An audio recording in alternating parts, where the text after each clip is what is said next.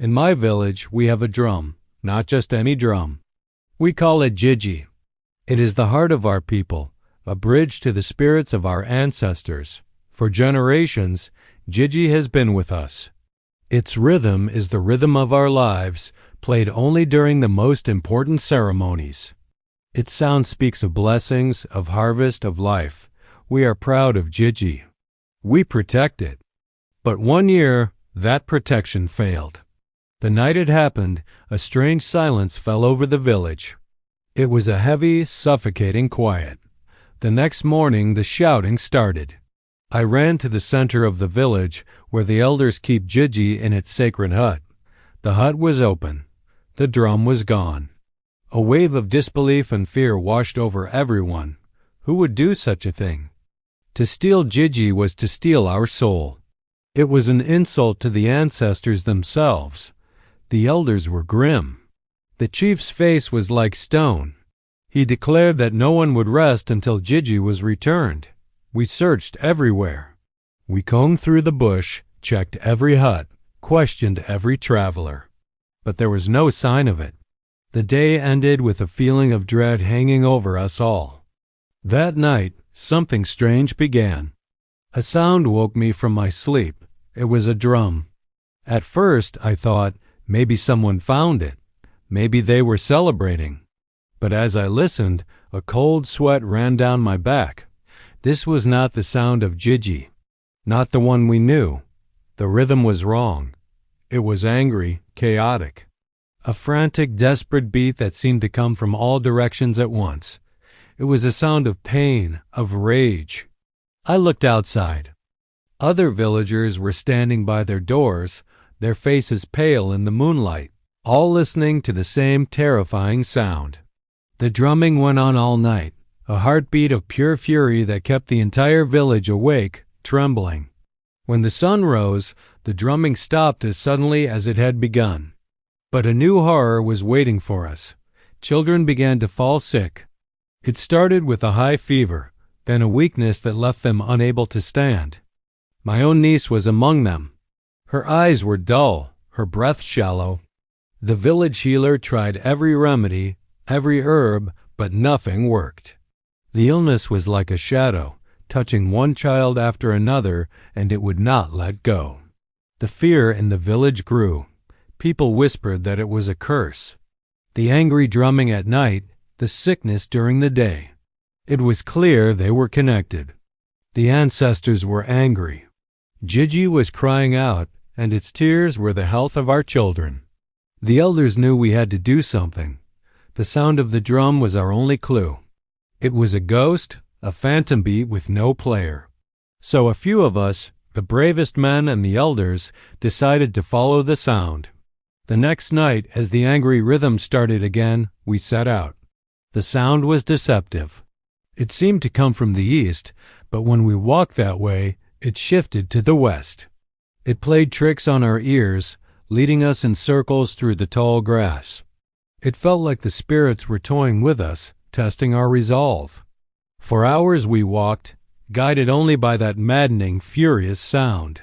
Finally, just before dawn, the sound became clearer, more stable. It led us to the edge of the village, to a place no one had gone in years and old, abandoned hunter's hut, collapsing under the weight of vines and time. The sound was coming from inside. It was loud now, deafening.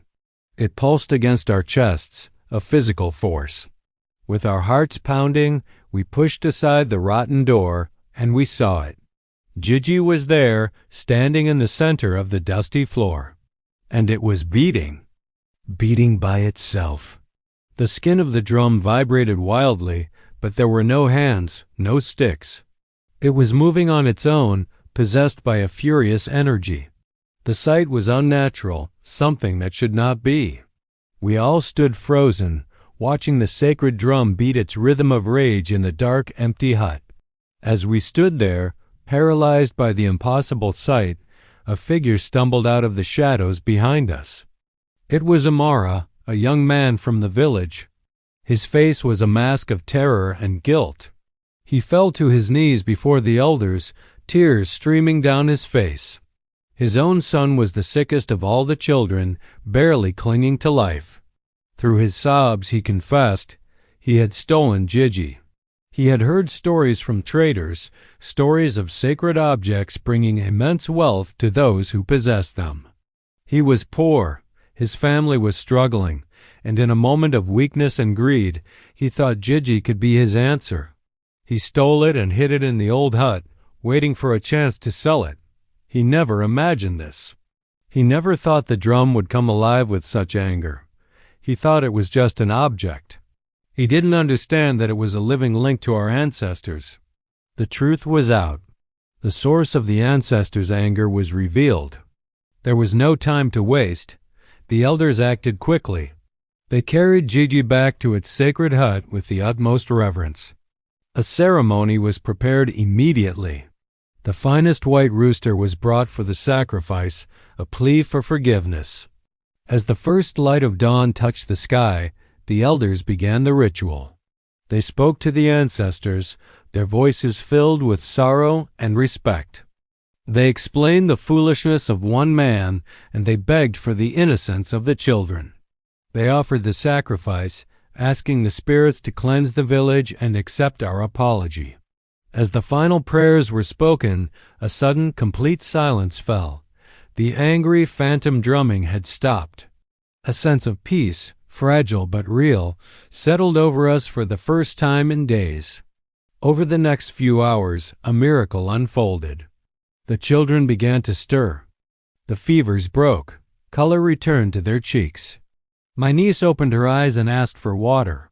By the end of the day, every sick child was sitting up, weak but recovering. The shadow had lifted. The ancestors had heard our plea. They had forgiven us. Amara was judged by the council. His punishment was not to be exiled, but to serve the village, to spend his life making amends for the fear and pain he had caused. He accepted it without a word. He understood the weight of his mistake. That day we learned a powerful lesson. We were reminded that some things are more than just objects. Our traditions, our connection to those who came before us, these are not things to be taken lightly or sold for profit. Gigi is not a treasure to be owned. It is a responsibility to be honored. It is the voice of our ancestors, and it demands respect. When that respect is broken, its voice can become a scream of anger, a warning that we have lost our way. We never forgot the nights the drum beat in anger. It is a story we now tell our children to ensure they always remember where we come from and what truly holds us together. Thank you for listening to my story. If you enjoy tales from different cultures and learning about the beliefs that shape our world, please subscribe to the channel for more. See you next time.